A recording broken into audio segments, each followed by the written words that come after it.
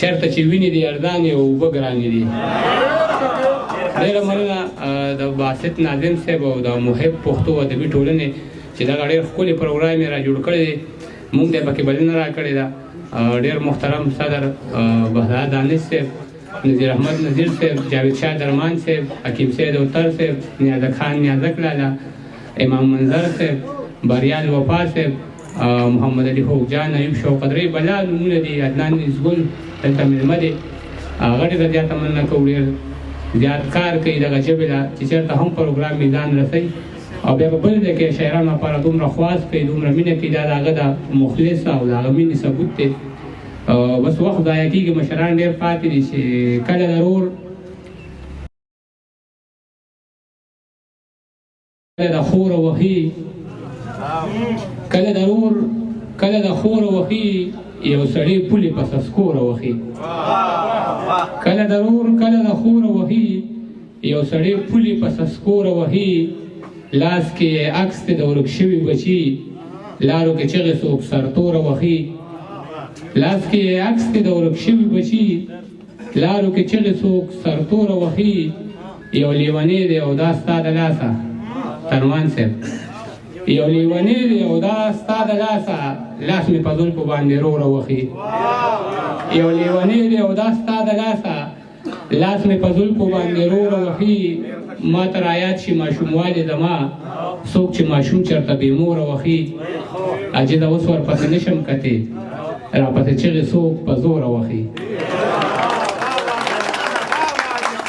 ډېر مننه. او زما راته زیرې ورکوي پسپو مین زه دې تورې خاورې کوم. اوس مې د قبر سر ته مه کښېنه پخلا به نشم. اوس مې د قبر سر ته مه کښېنه پخلا به نشم. زه درنه دومره لرې لاړمه چې را به نشم. د مرګ نه پس به چاته نه ښکارمه خاورې به شم. خو زه به داسې ژوندون تېر کړم چې پناه به نشم. د مرګ نه پس به چاته نه ښکارمه خاورې به شم. خو زه به داسې ژوندون تېر کړم چې پناه به نشم. ته چې لاس پورته کړې چې زویه خدای دې لوی سړی کا دا خو کېدی نشي مورجانې چې باچا به نشم.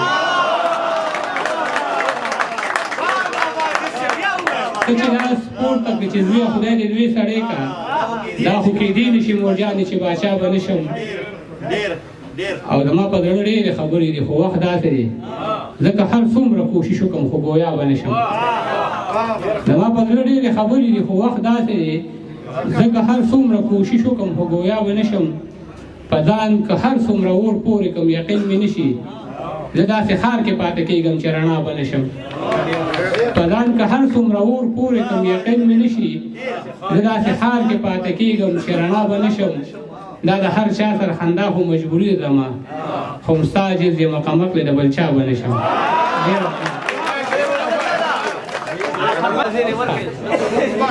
ماران د زلفو داسې داسې په رخسارو دوي لکه پالنګ کې چې څوک ستړی مزدورکارو دوي. ترقي ګرانه ده که دغسې واکدارو دوي. هغه کور لوټ شي د کم کور چې څوکیدارو دوي. چې مې رقیب کله په غېږه کې د یارو دوي لکه په جاله د مرغۍ کې چې خامارو دوي. چې پیسې نه وي او په غېږ کې دوکان ته بوزم بچي ته داسې قصې وکړم چې په لارو دوي. تمامه شپه ویښ وي د ښار خلک خوبونه نه کړي خو چې پښتون څوک قتلوي نو تمام ښارو دوي. تمامه شپه ویښ وي د ښار خلک خوبونه نه کړي خو چې پښتون څوک قتلوي نو تمام ښارو دوي. ته چې ناروغه شې نو څومره صحافیان را درومي زه چې ډوډ کېږم صحافي د هر اخبارو دوي. عجیب سړی یم ماښام چې له روزګاره راځم زما بچی د مور په غېږه کې بیمارو دوي. زما خو به هېڅ خوند د زندګۍ نه پاتې کېږي په زړه چې مې ارمان ستا د یارۍ نه پاتې کېږي. په ځمکه به مې څه د ښایستونو نسل شته شي په دنګو دنګو غرونو کې مرغۍ نه پاتې کېږي. ما کړی وصیت دی ما دړو جامو کې خښ کې زما به هېڅ ثبوت د بېوسۍ نه پاتې کېږي. ما کړی وصیت دی ما دړو جامو کې خښ کړی زما به هېڅ ثبوت د بېوسۍ نه پاتې کېږي. تر څو چې مدرسې او مکتبونه محفوظ نه وي یقین مې د وطن په ازادۍ نه پاتې کېږي. الله دې په عاجز داسې وخت نه راولي ګرانې چې ستا به په غوږونو کې والی نه پاتې کېږي.